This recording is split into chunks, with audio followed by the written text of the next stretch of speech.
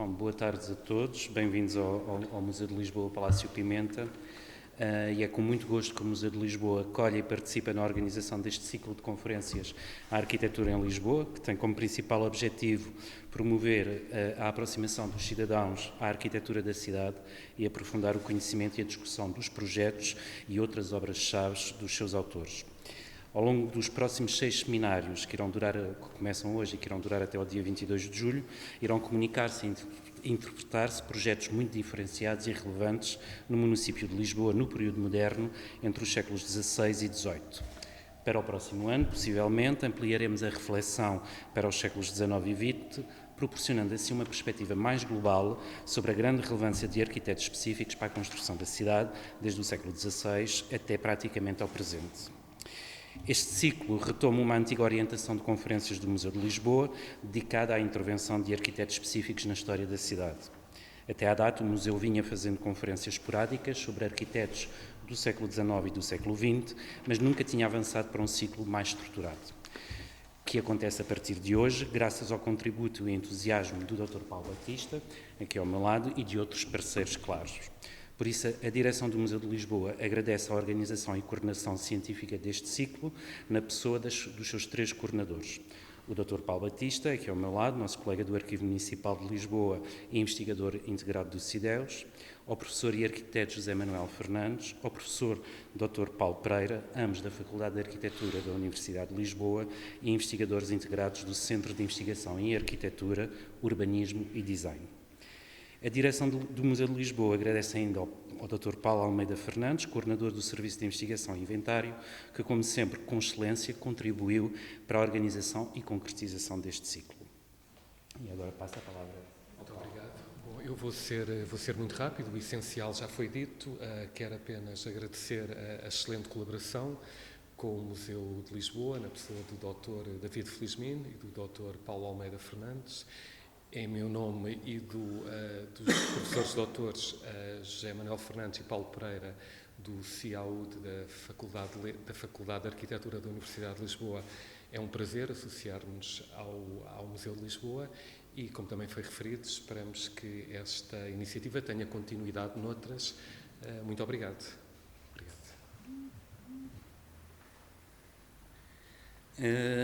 E hoje, para abrir o ciclo, contamos com a presença do Miguel Cerumanho, historiador de arte, técnico do Museu Nacional de Arte Antiga, que nos irá falar, como já podemos ver, de um dos principais arquitetos de 500, Teodósio de Frias. Apesar do percurso de Miguel ser subejamente conhecido, uma breve síntese do seu currículo: é mestre em História da Arte pela Faculdade de Ciências Humanas e Sociais da Universidade de Lisboa, com trabalho feito, sobretudo, sobre a história da arquitetura no período filipino.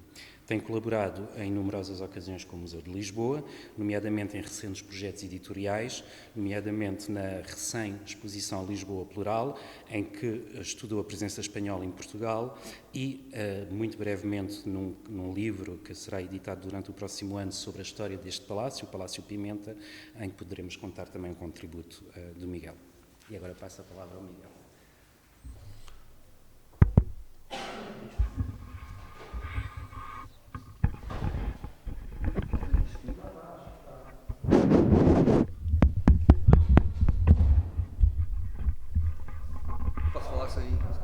Está ligado? Está ligado. Boa tarde. Pediram-me então, já há uns meses, para fazer uma pequena intervenção sobre o arquiteto Teodósio de Frias, o Dr. Paulo Batista, a quem agradeço o convite, e que agora foi acolhido pelo Museu da Cidade. Também aproveito para agradecer ao Dr. David Felizmino e ao Dr. Paulo Fernandes terem proporcionado este espaço para estas conferências, e já na altura, portanto, fiz duas conversas, uma sobre Teodósio de Frias e outra sobre o arquiteto Mateus do Couto. Portanto, são arquitetos que basicamente têm um percurso dentro daquilo que podíamos chamar o período filipino e sobre os quais me tenho vindo a interessar.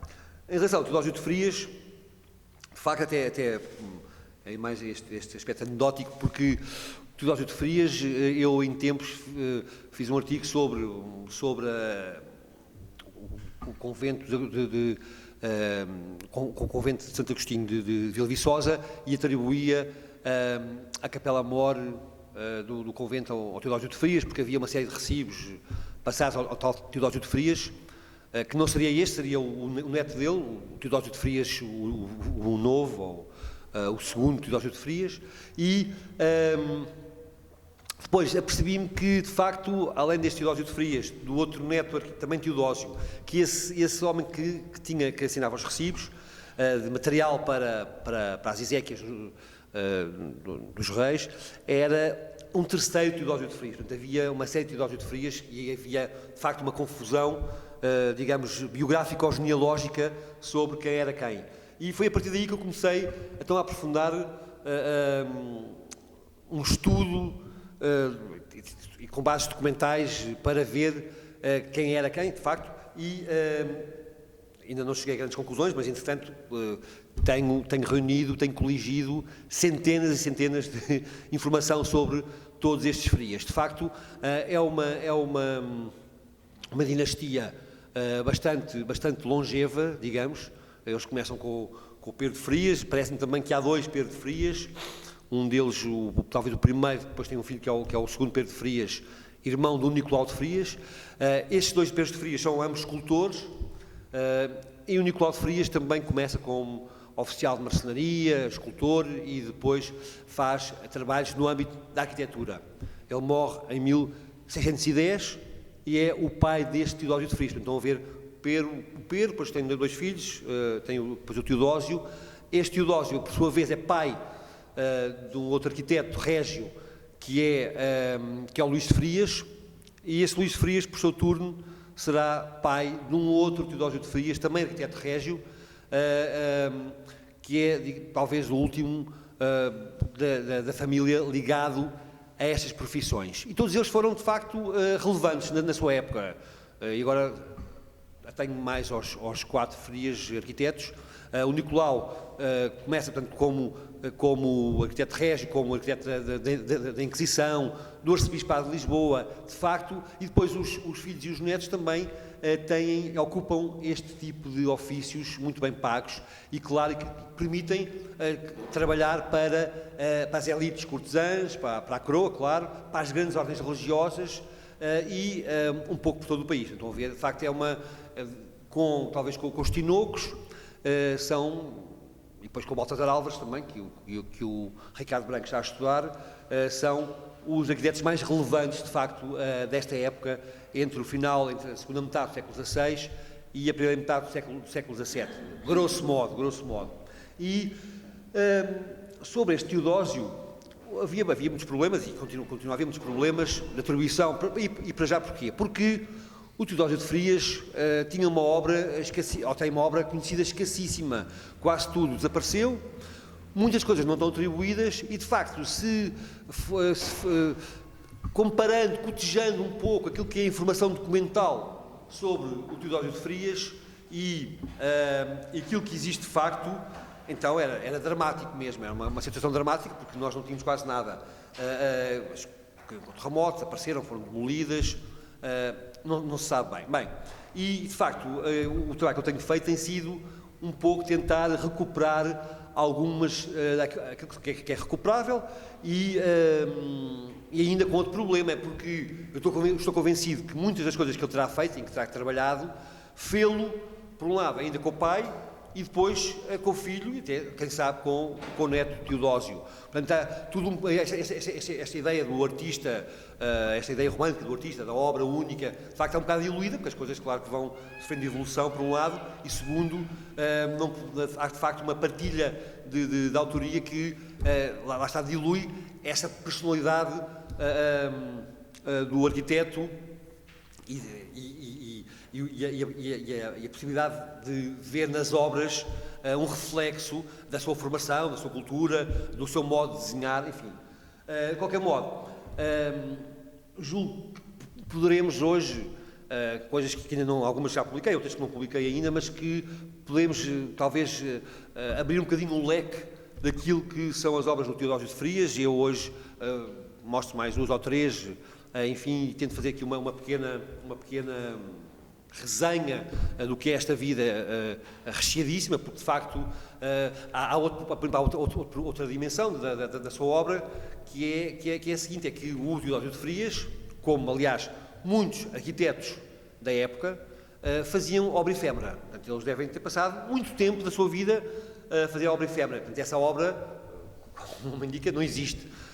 Portanto, logo aí também é outra enfim, conduz a outra aporia, digamos, do seu percurso. Por outro lado, ainda também, estas obras também não estão suportadas por desenhos, porque não há de facto grande coisa a mostrar. Eu, por acaso, publiquei recentemente 2 desenhos, um deles tem sido já mostrado num encontro pela Maria João Pereira Coutinho, sobre os Jerónimos, mas lá está, são coisas pequenas, são coisas muito pequenas, coisas muito circunstanciais e que só por si não chegam também para caracterizar um estilo ou uma forma de projetar, se quisermos. Ora, eu começava justamente com algumas informações biográficas. O Teodósio de Frias, não sabemos a data de nascimento. Eu proponho esta, cerca de 1560.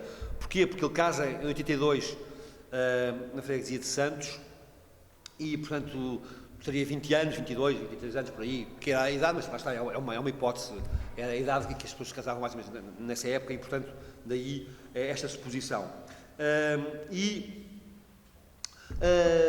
Sabemos que parte da sua vida, não, esta parte inicial, se cumpriu na Quinta de Alcântara. Portanto, eu até começava aqui com esta referência à Quinta de Alcântara, embora ele só venha a habitar mais tarde, mas de facto ela está muito ligada aos Frias. É impressionante ver como em trinetos, tetranetos do Nicolau de Frias, que eu descobri, não sei onde, por aí, pelo país todo, do Minho ao Algarve, é caso para dizer Minho ao Algarve, mas ainda muitos deles diziam: a minha avó nasceu, ou a minha mãe nasceu na Quinta de Alcântara, isto é, a Quinta de Alcântara foi de facto, a Quinta Real de Alcântara foi de facto o berço, ou pelo menos, não o berço, mas pelo menos o enquadramento, o contexto em que se passou quase toda a vida familiar desta linhagem. E porquê? Porque em 1604 a coroa, então a ver um bocadinho depois do casamento do Teodósio, em 1604 a coroa ganha por arresto de bens uma quinta que havia de um contratador milanês, que era o João Batista Rovlasca, portanto tinha dívidas à coroa, e a coroa confiscou-lhe a quinta, e é uma quinta importante, embora pouquíssimo mesmo reste dessa quinta. De facto é importante, porquê? Porque ela vai ter um papel essencial na monarquia portuguesa para a quarta dinastia. De facto, se nós vimos bem, não há ninguém, praticamente, não há nenhum, e até por acaso, desde o Dom Manuel, não há ninguém que habite o Paço da Ribeira. O Paço da Ribeira é o Palácio Fantasma, um palácio onde nunca ninguém viveu, é impressionante, de facto. O Dom João IV, quando veio para Lisboa, em 1641, desculpem-me a expressão, mas mal pôs os pés na Ribeira. Ele deixava a Ribeira, mal lá pôs os pés, e os filhos também. Ele passava o tempo aonde? Justamente o tempo quase todo na Quinta Real de Alcântara. E depois o Dom Pedro II também, aliás, o Dom Pedro II morre lá. Há de facto uma ligação a Alcântara que é enorme e que vem justamente do tempo dos Filipes, 1604, quando ela passa para a coroa.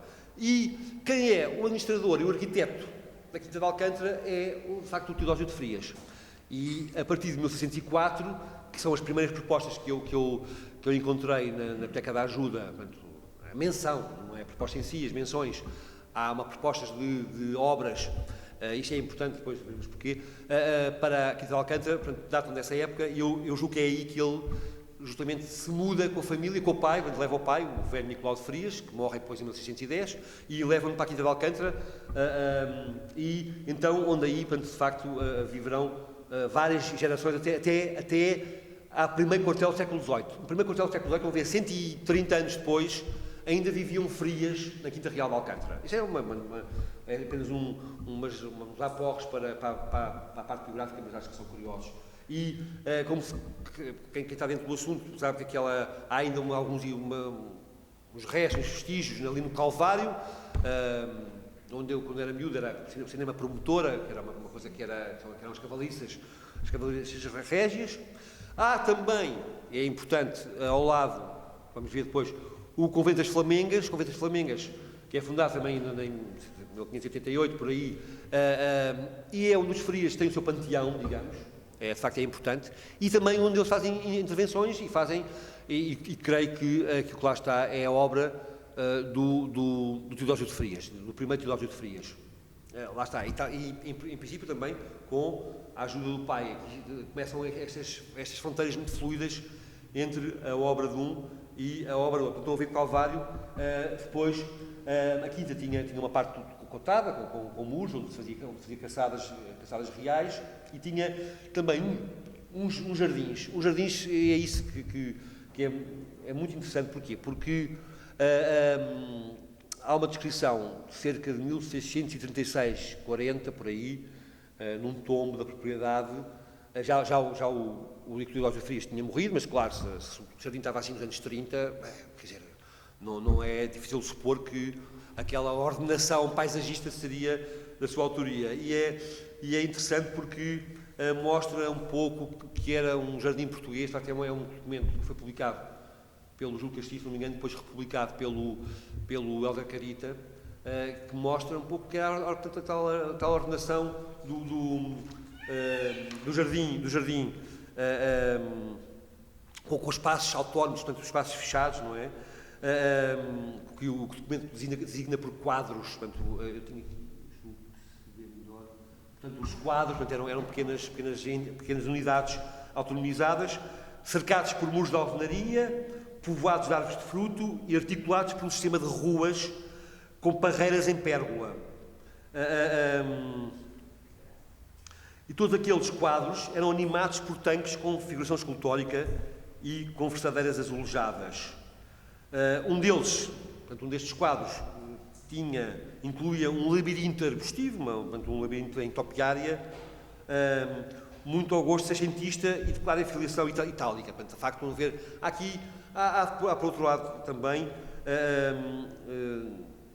um sábio domínio da engenharia hidráulica, porque tudo aquilo tinha tanques. Aliás, o documento fala mesmo na muita quantidade de canos cobertos e descobertos pelos quais vem água aos tanques e esguichos. Então, estão a ver o Teodósio de Frias, quer dizer, eu acho que é impossível não atribuir isso ao Teodósio de Frias. Por acaso, eu sei que havia um jardineiro de origem espanhola, levantina, talvez, ou italiana, Bartolomeu de Vila. Aliás, publiquei isso aqui no Lisboa Plural, algumas coisas sobre ele.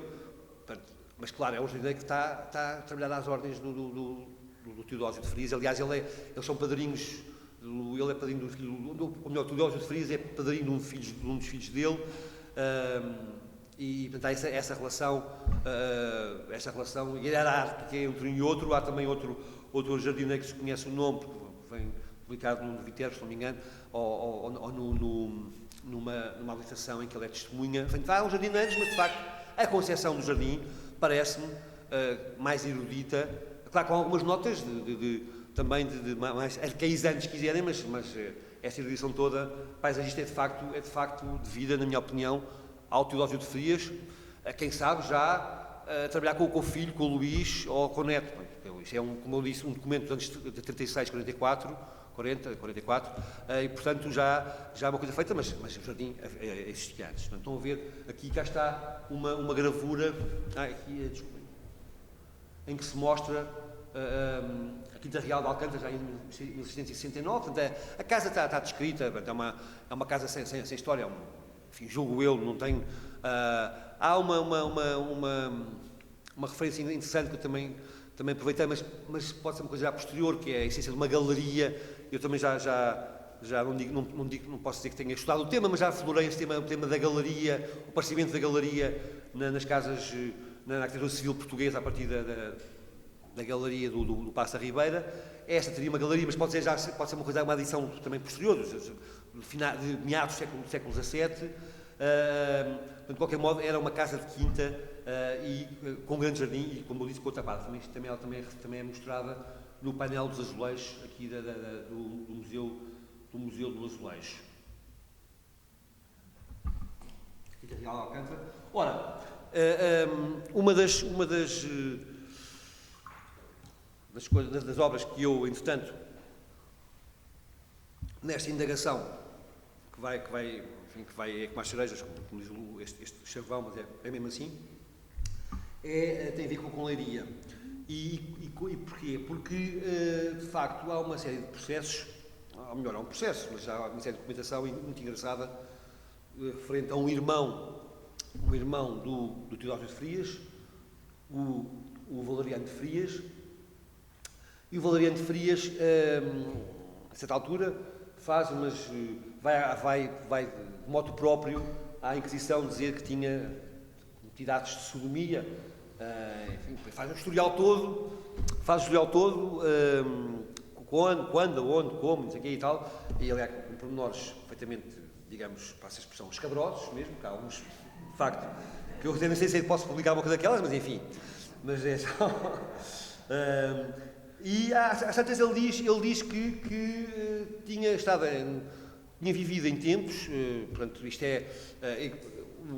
agora, reportando-se ao início da década de 80, em casa do irmão, que era o Teodósio, em Leiria. Portanto, o irmão estava em Leiria no início dos anos 80, onde, aliás, segundo o Rui Mendes também publicou um artigo muito interessante com desenhos que ele descobriu, muito interessantes, do Luís de Frias, para um convento em Almada, e, de facto, ele identifica o lugar de nascimento do Luís de Frias, portanto, filho do Teodósio, como Leiria. Portanto, há, de facto, e depois há uma coisa também que é interessante, depois, mas já é estender muito, mas há uma relação com Leiria muito, muito recorrente nos Frias. Vários filhos e netos e bisnetos casam-se em Leiria, vão a Leiria. Portanto, há, de facto, uma relação grande com Leiria. E, portanto, eu cheguei à conclusão, quer dizer, normal, que, assim ao casamento em 82, na Freguesia de Santos, como eu disse, foi um registro que foi facultado pelo Dr. Francisco Bilu. Ele só aparece em 92, parecia-me em 92, a trabalhar no Convento de Cristo em Tomar, com um cunhado, do pintor Domingos Vieira Serrão, casado com uma irmã dele, com Madalena de Frias, também filha de Nicolau de Frias, portanto, havia aqui 10 anos, parece-me, que até com estes dados todos que eu tenho vindo a corrigir sobre isto, parecia-me que era até o período maior em que não tinha notícias dele. E você pensar, mas porquê é que ele estava em Leiria, a fazer o quê? E, de facto, chamava a atenção que uma circunstância que era esta, justamente nessa altura, 82, 83, estava-se a montar em Leiria, na sede de Leiria, o retábulo portanto, da Capela Mor, que é este. Como sabem, a igreja, portanto, é uma igreja do Baltasar Álvares, que o Dr. Ricardo Branco está a trabalhar muito bem sobre a figura e também já publicou coisas sobre a igreja. De facto, essa identificação é pacífica e clara, evidente, mas sobre o retábulo, eu acho que se tinha assumido que é também normalíssimo, que é, bem, o Baltasar Alves também fazia obras de marcenaria, também fazia retábulos, também desenhava retábulos, portanto era normal que, estando ali a trabalhar, pudesse ele ter dado um risco para o retábulo. Ora, isso é verdade, quer dizer, isso é indiscutível, e eu não tenho qualquer prova de que os Frias tenham feito o retábulo de Sede Leiria, mas parece-me, de facto, se nós virmos bem as duas carreiras, há de facto algumas prestações, digamos, alguns desempenhos do Baltasar Alves na área da marcenaria e da obra de talha, mas a grande oficina de Lisboa na época, e neste caso de Portugal, era a oficina dos Frias, de facto. Não vou aqui falar sobre isso, mas são inúmeras as menções documentais e não só a esse tipo de trabalho. Portanto, parecia-me evidente, e depois havia uma série também, eu também não vou, senão depois não há tempo a tudo, há uma série também de outros indícios que apontavam para essa possibilidade de ser o Teodósio de Frias, no fundo, em início de carreira, lá está, e estando no início de carreira, só podia ser estar lá a mando do pai. Portanto, a minha posição é que o projeto do retábulo seja, de facto, do Nicolau de Frias, com a colaboração do filho. E que outros indícios poderia haver. Portanto, a relação, há de facto, portanto, toda a literatura sobre o tema, e as memórias, os conselhos, falam sempre do Dom Pedro Castilho, não, Dom Pedro Castilho, que é um homem também muito importante para a época, para o final do século XVI, início do século XVII. Ele é bispo de Leiria e depois vem para Lisboa como inquisidor-mor e vice-rei. De facto, aí depois terá uma relação com os Frias, mas também com o Baltasar Alves, é verdade. Aliás, quer dizer, com o Baltasar Alves, ele não gostava. Ele não gostava muito de Baltasar Alves. Faz queixas dele, toda a gente fazia bem queixas do Baltasar Alves, de mau feitio. Há uma relação com ele, mas eu parece-me que aliás, por dedução cronológica, parece-me que a encomenda do retábulo seria um bocadinho anterior, teria ainda sido o tempo do Dom António Pinheiro.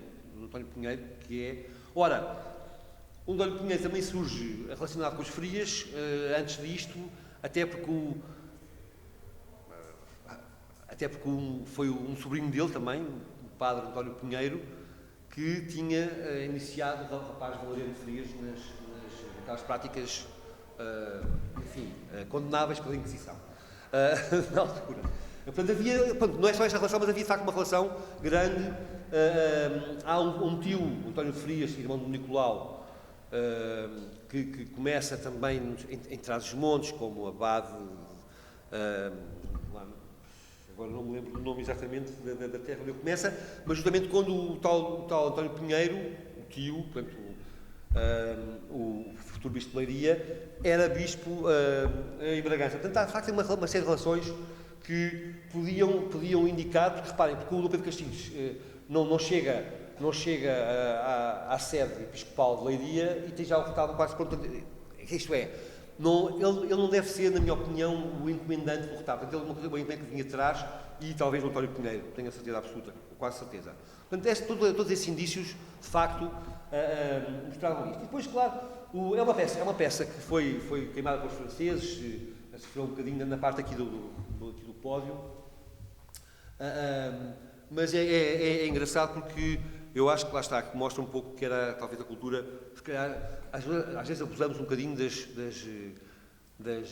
gravuras do Sérgio, servem para tudo, mas de facto, quer dizer, é muito difícil não ver aqui alguns pormenores que eu acho que são, às vezes, se calhar, esta nem chama a porta, parece a porta da Ecumana, no livro extraordinário, que é uma coisa que o Sérgio, aliás, já tinha feito nos anos 40, mas o manuscrito depois não publicou, portanto, ele não tinha acesso a ele, que é esta coisa que ele parece que aparece muito pouco. Eu só vi este motivo em Portugal, em três sítios, que é aqui, que é no portal, aqui em Lisboa, no portal, não estou a dizer que seja do Frias, atenção, mas no portal do Palácio dos Condes de Linhares e no retábulo de Óbidos, que é já em 1616. E, por exemplo, o que é? Esta tripartição do retábulo, não é? E depois com os frontões autónomos. De facto, não é um frontão único, é unir, a articular tudo isto, mas é de facto estes frontões, e aparece muito no cérebro. O cérebro tem uma série de... Eu escolhi este, mas podia ter escolhido outro qualquer. Claro, outra expressão, mas de facto esta ideia, os três vão ver deste coroamento, deste tipo de coroamento, que só podia, na minha opinião, acho que só podia ter a ver com este tipo de fontes. E depois procurei, não vejo outra possibilidade para a fonte iconográfica. Há, de facto, depois um uso relativamente raro até ao século XVII, o Dieterling, que faz alguns arcos, que é algumas portas mais fantasiadas daquelas tratadas do norte da Europa, mas parece que poderá ser então uma possibilidade de inspiração para estas este tipo de remate. Isto mostra o quê? Mostra de facto que o arquiteto, ou melhor, que soube este trabalho de marcenaria fina, passa a expressão, há de facto também uma cultura arquitetónica, não é? Estes templos, silvareiros, templos dípteros, aliás, todos estes retábulos, de facto, os chamados retábulos, não gosto nada da expressão, mas retábulos maneiristas, têm esta linguagem arquitetónica muito vincada, com maior ou menor,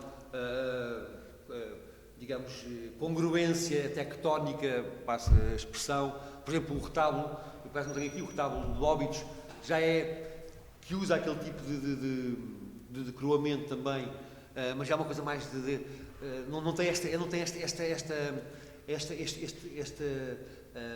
esta monumentalidade arquitetónica, é uma coisa mais de entalhador, uma coisa mais escultórica, se quiserem. De facto, aqui há possivelmente, portanto, lá está, esta personalidade de arquiteto, e se calhar estou a especular muito, é provável, que podem de facto aproximá-lo, ou podem aproximar-se do universo de um arquiteto, que nesse caso, a informação, o Teodósio de Frias. Bem, daí, como disse há um bocado, depois isto começa a enrolar, a pessoa pensa, bem, há uma obra em Leiria,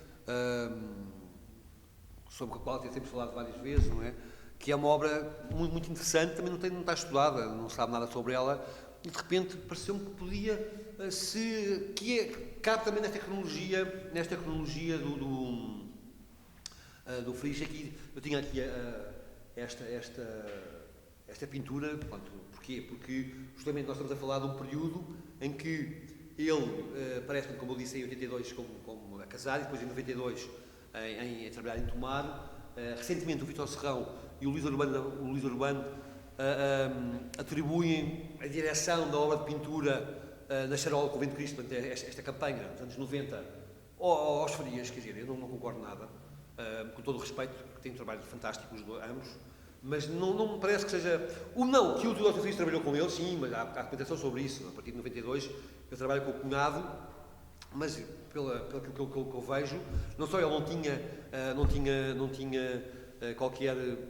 tinha qualquer formação, penso eu, de pintor, nem me parece que fosse, nem o Nicolau, nem há outras de documentação. Há de facto, ele está lá no estaleiro, mas pelo que me parece, como ajudante do cunhado. Portanto, mais uma vez, voltamos então agora a Leiria, neste ato de 10 anos, mais ou menos, 10, 11, e havia esta obra, eu peço desculpa pela fotografia, como eu disse, tem uma base de imagens muito, muito fraca, e esta é uma obra que é feita a partir de 1588 pelo Dom Pedro Castilho também. Dom Pedro Castilho, antes de ir para Lisboa, tinha uma avenida que já existia, não sei se conhecem, Encarnação. A nossa Encarnação é de facto uma obra de grande elegância. O Kubler fala a propósito disto, fala o escorial, isso aqui, já vai por aí fora, mas de facto há aqui uma qualidade de linguagem que é preciso assinalar, não é? Não só de linguagem, mas de composição, tudo. A própria concepção global, vê-se que há ali uma ideia geral sobre isto. Um organismo que eu não sei até que ponto é original ou não, mas que depois aparece muito a partir do século XVI, mas claro que já existia, mas aparece muito na chamada Grande Extremadura, que são estes corpos porticados à volta das igrejas, não é? E de facto ele faz isto, ou melhor, alguém faz isto. O Saúl Gomes, o grande historiador de Leiria, e meu colega na universidade, publica 500 mil documentos por... Não, mas isso, estou a dizer isto, de facto, uma admiração. Eu não sei como é que é possível alguém ter tempo físico para fazer aquilo que ele faz. Acho que na faculdade devia fazer isso, mas não sei, é impressionante. Ele, de facto, toda vez que faz um artigo, é um artigo de 50 páginas e mais 200 de artigos documentos que ele transcreve. Mas não sei como é que é possível. Mas, de facto, ele publicou há muitos anos num jornal, assim, meio desconhecido, lá de Alcobaça, da Batalha, de Alcobaça, da Golpeira, assim qualquer esquisito, uns documentos que fala de um homem chamado Pedro Moreira, e que ele atribui, que era dado um certo documento que ele cita, nos anos 90, como mestre de obras da Encarnação. Esse Pedro Moreira, sabia-se também que era um mestre de obras que estava encarregado lá de uma capelinha em Alves-Barrota. Quer dizer, eu parece-me que, de facto, bem, ele era, de facto, o mestre de obras da encarnação, mas não parece que se possa atribuir a um obscuríssimo mestre pedreiro da Batalha, desculpa dizer, da Batalha, de São Jorge, a autoria disto. Parece-me, isto aqui devia ser é uma obra episcopal, portanto, uma obra paga, depois até há algumas regalias régias, como privilégios para as molas, para aquilo tudo, há de facto aquela coisa que é um costume, para os carretes da pedra, não sei o quê, aquelas coisas todas, nos anos 80, mas de facto o Dom Pedro Castilho, que era um homem bastante, aliás, repete, o Dom Pedro Castilho era neto, se não estou em erro, neto do Diogo Castilho, arquiteto, portanto, estão a ver, portanto, era um homem com uma cultura arquitetónica que não era qualquer um, quer dizer, de facto, tanto que ele depois foi bastante, que é bastante, mas pelo menos foi enfim, visto com alguma troça na altura por ser neto de um pedreiro e chegar a vice-reino. Mas pronto. E de facto não parece que fosse caso de ele pedir um projeto desta importância ao tal Pedro Moreira, que ninguém sabia quem era e não há mais nada sobre ele. E portanto, ora, isto sendo já de 88, e eu pensando que a montagem do retalho e todo aquele acompanhamento, uma coisa que se faça também de um dia para o outro, e é provável que haja um envolvimento do Teodósio de Frias neste projeto. Tenho poucas dúvidas. Aliás, há aqui muitos pormenores, agora também não vou mostrar, mas há aqui muitos pormenores de desenho que de facto depois aparecem em coisas mais aqui na região de Lisboa, enfim, coisas mais requintadas, de extração erudita. Lá está, o Kuber falou do Escorial, e depois esta linguagem muito à Frias, Nicolau, que é as colunas isentas, também muito bem talhadas, com este tipo de coroamento com estas bolas. Também aparece muito em algumas das coisas dos Frias, o ar, tudo isto, este remate aqui do coroamento também, com alguns pormenores de belíssimo desenho. E havia depois, claro, já também um bocado especulativo, mas havia outra obra, já mais tardia, que podia também explicar um bocado isto, que era esta. Aqui parece, claro que já é outra expressão arquitetónica, mas isto é uma obra do Teodósio de Frias e do Luís de Frias, portanto, do Teodósio com o filho, ou melhor, há quem diga que pode ser do filho, mas com a colaboração do pai, de facto. Já é uma coisa dos anos, do final, já dos anos 20, do século XVII, que é o Santuário de Nazaré, também reparem no Episcopado de Leiria. Mas isto é comprovadamente de Frias, e há também claro, com outra expressão, como eu digo, atenção, com outra expressão arquitetónica, mas eu acho que corresponde exatamente às mudanças, entre aquele estilo requintado e suave dos anos 80, ainda da idade do Nicolau, para esta coisa mais robusta, que nós podemos chamar o estilo de chão, na sua expressão mais característica, os pilares, já não há colunas, há pilares, mas de facto é o mesmo tipo, claro, o coroamento já é do século XX, do Corrodi, mas de facto há, não sei se conhecem ou não, mas também é a mesma concepção do santuário, este santuário de peregrinação, que com uma galeria porticada por toda a volta, depois com este tipo, reparem, com este tipo de arco, claro, com este tipo de arco, e também depois com arcos, com estes arcos triunfais nos alçados laterais, não é? Mas como eu digo, como eu repito, portanto, havia de facto um precedente tipológico, não digo de desenho, mas tipológico para isto, para este, que era de facto o outro. Portanto, e aqui os Frias tinham feito, portanto, eu acho que já pode ser uma coisa do Luís de Frias, mas ainda com a colaboração do pai, talvez ele tenha concebido ainda esta tipologia, ou tenha seguido aquela que eventualmente, repare, estou a falar de hipóteses, não quero de modo algum chegar a conclusões definitivas sobre o assunto e dizer que é dele, não. Enfim, são possibilidades de trabalho que foram surgindo ao longo destes levantamentos que tenho feito. Ora,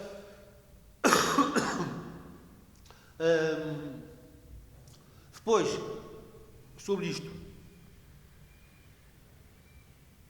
como eu disse há um bocado, a diversidade da obra do Teodoro de Frias é impressionante. Desde a marcenaria, desde a arquitetura, a arte efêmera, passando pela aquilo, como vimos também a minha hipótese, daquela, passa a expressão, a arquitetura paisagista, hidráulica de jardim, a engenharia, enfim, há de facto uma quantidade enorme de, lá está, menções documentais que depois não são suportadas muitas vezes por edifícios ou por estruturas que possamos ver e que possamos, de facto, apreciar. Uma delas, uma destas áreas de intervenção dele é, de facto, essa certamente documentada, a grande entrada régia do Filipe II de Portugal e terceiro de Espanha em 1919. Nós sabemos, coisas publicadas pelo Olivar Freire Oliveira, ele estava em Madrid, Teodoro de Frias, em 1612. Ele, aliás, vai a Madrid várias vezes, eu julgo que 2 vezes documentadas e uma terceira que eu também me admito que ele possa ter ido com o pai em 95, porque o Nuclear Frias vai a Madrid. Tem essa relação muito importante, aliás, com os espanhóis, de facto, com o Francisco de Mora, por exemplo. Francisco de Mora tinha estado cá nos anos 80, depois voltou em 1904, 1905, por aí. E também há Francisco de Mora, o grande arquiteto régio, depois do Juan Herrera, e também por documentos publicados pelo Viterbo e pelo Freire Oliveira, sabemos que muitos dos desenhos feitos, ou em muitas desenhos de projeto para o Palácio da Ribeira, no início do século XVII, eram desenhos que ou deixados cá pelo Francisco de Mora ou enviados de Madrid por ele para o Teodoro de Frias. E há, por exemplo, há um documento que diz justamente que o Teodoro de Frias tinha que seguir, aliás, é uma coisa curiosa, tinha que seguir os desenhos do Francisco de Mora, por exemplo, para as cavalariças régias na Coroaria Nova. Isso é interessante porquê? Porque justamente no início do século XVII, isto é uma coisa séria, no início do século XVII, não é? Nos primeiros anos, há de facto um interesse novo pelo tema da estrebaria por causa dos coches, e de facto os palácios reais são adaptados, em Espanha são adaptados justamente a essa nova realidade, e não é por acaso que isso também aparece aqui em Lisboa. De facto, há uma série de relações interessantes entre o Paço da Ribeira na sua organização funcional e os palácios, que é uma coisa que eu estou agora a desenvolver, e os palácios espanhóis, mas de qualquer modo, lá está.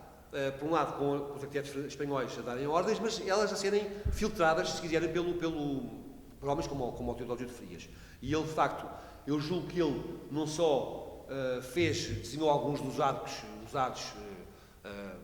usados na cerimónia, como utilizou ainda protótipos da primeira entrada, também está documentado, não digo os próprios arcos, já devem estar podres, mas pelo menos desenhos, e deve ter bem concebido também a cerimónia geral.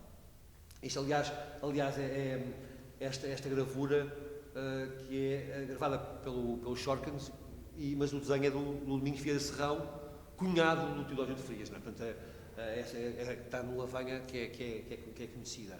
Então, a ver, há de facto aqui nós às vezes perguntamos o que é que aqueles homens faziam, porque não há obras. Uma das coisas é isto aqui desapareceu. Aliás, há uma série de intervenções do Teodoro de Frias ao nível da arquitetura efêmera, nos palanques dos touros, em festas, outras festas, entradas, enfim, nas vistorias da Câmara, que ele é também arquiteto da Câmara, não é? Portanto, há uma série de coisas que, cá está, uns arcos, reparem, não estou a atribuir isto com o Teodoro de Frias, mas estou a mostrar o tipo da cultura, desta mescla visual, entre algumas, o arco do triunfo, naturalmente, não é? Mas depois, claro, com esta fantasia delirante, mesmo muitas vezes delirante, que nós sabemos pelas questões de Lavanha, e não só, que se passou aqui em Lisboa em 1619. E, de facto, como eu disse também, isso está perfeitamente documentado. Depois, já está a falar uma hora? Já? Não, está bem, não, repare, porque isto é mais estes são dois dos desenhos, como eu disse e repito, que eu publiquei, mas um deles foi mostrado previamente pela Maria João Pereira Coutinho. Eu, quando expliquei, não sabia isso, e, portanto, é sempre uma coisa, mas que ela mostrou uma vez num colóquio que eu não assisti.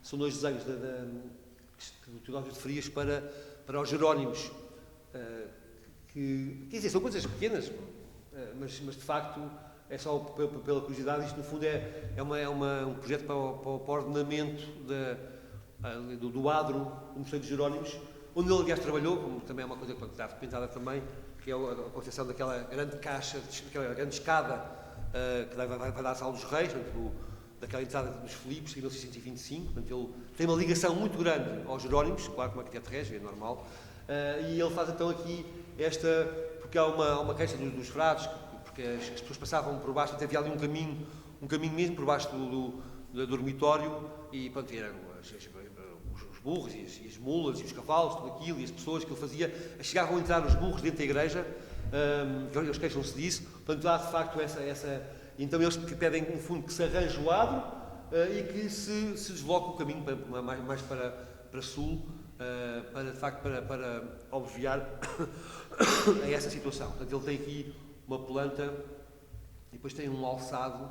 O que resta, estão a ver estes remates com as bolas, que ele aprecia muito, e está assinado, portanto, com a estrada que estava então à frente do e vê-se aqui de facto que a obra não deve ter sido feita, julgo eu, porque continuavam os burros e as mulas a passar à frente, eu julgo eu, mas enfim, mas aqui já também há este caminho, podia ser uma forma de resolver a situação. Portanto, estão a ver esta ligação aos Jerónimos que tem aqui na escada esta expressão. Portanto, é uma escada, o Rafael Moreira já falou sobre isso, é importante, de topologia, tudo aquilo, e dentro do quadro de intervenção continuada e com objetivos precisos dos Filipos no Jerónimo, como grande panteão do avô do Manuel, né? Também que é avô do Filipe, e daí essa ligação. Depois são coisas avulsas. Por exemplo, eu tenho aqui esta porque ele foi encarregado a certa altura, lá está, uma obra de engenharia, quando foi a derrocada da colina de Santa Catarina, põe-se a hipótese de ele ter, portanto, houve uma derrocada grande da colina de Santa Catarina, muita gente, enfim, e foi todo aquele que nós chamamos do bairro da Bica, que as pessoas já conhecem dos bares, se calhar, mas de facto o bairro da Bica tem ali uma estrutura ortogonal que recentemente uma investigadora pôs a hipótese de ser uma obra, porque ele, como arquiteto da Câmara, foi ele que foi chamado a intervir, isto está documentado, e possivelmente esse desenho ortogonal, mais arrumadinho, se quiserem, pode ser também uma evidência do seu trabalho como arquiteto camarário. E depois eu tenho aqui do Dr. mais 3 ou 4, as flamengas, já para falar das flamengas, portanto, as flamengas que era... Desculpem, não tenho Covid, já fui vacinado. E as flamengas, de facto, onde está o Panteão dos Frias, eles são continuamente lá enterrados, e também que é um projeto, em princípio, do Teodósio, mas também tem com uma cronologia um bocadinho ainda obscura. Lá está, há de facto umas características que se podem atribuir à obra de Nicolau e à obra do Teodósio, que são sempre este uso de colunas. Eles nunca usam um motivo apilastrado nos claustros, não. Por exemplo, há 2 ou 3 claustros que eu também atribuo ao Nicolau de Frias, por exemplo, o de Chelas, aquele pequeno de Chelas, provavelmente dele, também o de Martins de Tacavém. Eu tenho a certeza que o Nicolau e depois o Teodósio intervêm ali, mas há alguns documentos que mostram essa possibilidade, e sempre com este motivo ou colunas suportar com estes organismos arquitravados, ou coluna arco, como eu utilizo em Leiria, se for dele, não é? Mas, de facto, sempre uso, é uma linguagem mais elegante, passa a expressão, do que aquilo que se fazia, ou que fazia talvez o Baltazar Álvares, ou outros arquitetos da época. Portanto, é uma coisa mais escultórica, aqui está mais um exemplo. Depois, outra aqui também para terminar, só porque para que fazer, sei que também é uma igreja que está, sabe, que ele concebeu, mas só porque quase não tenho nenhuma imagem do interior nem da planta, mas de facto aqui porquê? Porque é uma planta centralizada, isto é, portanto, no fundo ele também domina esse tipo de códigos, esse tipo de diversidade tipológica, tanto faz, pode ser uma igreja enfim, retangular de caixa normal, em cruz-latina, como também com uma igreja com uma planta, neste caso é hexagonal, como esta, já com uma fachada já muito alterada depois do terremoto, mas de qualquer modo é uma igreja que também ligada justamente à memória do Teodósio de Frias, que é provavelmente um arquiteto, e uma igreja onde ia muito o Baltazar Álvares, porque ele atribuía, a filha teve de doente, ele atribuía, eu expliquei isso em algum lado, a filha, ele atribuía o milagre da cura da filha à Nossa Senhora da Penha de França e tal, portanto havia também essa relação, claro. E depois, para ver justamente aquilo que é, lá está, a extrema diversidade do trabalho dele, também um desenho, uma coisa da Câmara também da Câmara de Lisboa, que é um processo que se arrasta também desde o Nicolau de Frias, lá está, mais uma vez, esta pouca distância entre o trabalho de um e do outro, que continua sempre, que é o planta dos corrais. Os corrais era o sítio onde se batiam os animais, ali ao pé do Campo de Santana, que é um processo também, portanto, há projetos, muitos projetos para a mudança deste corral em Lisboa, por causa dos cheiros, do sangue, por tudo, e é ele que vai sempre a fazer projetos, aliás, alguns até vão a Madrid, de facto, portanto, houve também essa relação sempre muito importante entre os arquitetos de Lisboa, que não tinham tinham alguma autonomia, claro, mas sempre subordinados às ordens dos arquitetos régios espanhóis. E, de facto, este é um projeto, não liguei para o proto-industrial, mas uma coisa mais que uma curiosidade apenas, porque é, de facto, uma das coisas que ele faz para a cidade de Lisboa e no âmbito das suas atribuições como arquiteto camarário. E depois, portanto, isto é uma pequena suma, porque de facto eu tenho aqui uma lista de obras documentadas, que nunca mais acaba, mas isto mostra um pouco o que é o percurso dele. Depois ele morre em 34 na Quinta de Alcântara, lá está, com uma descendência grande, com muitas relações que se vêem pelos apadrinhamentos de muitos artistas, muita gente em toda a cidade, e não só em Lisboa. De facto, é uma personalidade que ainda carece ainda de um estudo mais aprofundado, mas de qualquer modo, enfim, que tentei aqui trazer e mostrar algumas coisas, algumas hipóteses de atribuição novas de algumas obras que até agora não estão bem estudadas. Obrigado.